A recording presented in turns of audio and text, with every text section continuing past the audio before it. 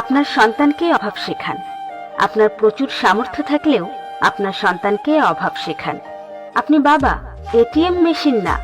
আপনি মা, ঘষা দেওয়া প্রদীপের দত্ত না, যে যা চাইবে তাই হাজির করবেন বাচ্চার সামনে। যা চাইবে তাই যদি হাজির করেন, আপনার বাচ্চার মানুষ হওয়ার সম্ভাবনা খুবই কম। সন্তানকে জীবনের মানে বোঝানো মানে কম ভালোবাসা না, বরং তাকে বেশি ভালোবাসা। কারণ আপনি যখন থাকবেন না, দুনিয়ার কঠিন পথ তাকে একাই চলতে হবে। আপনার সন্তানকে শেখান, চাইলেই সবকিছু পাওয়া যায় না, সবকিছু পাওয়ার দরকারও নেই। কষ্টের মাধ্যমে অর্জিত জিনিসের মূল্য বোঝান। তাকে বোঝান সবকিছু ছাড়াও জীবন চলে, দৌড়ায়, ওড়ে।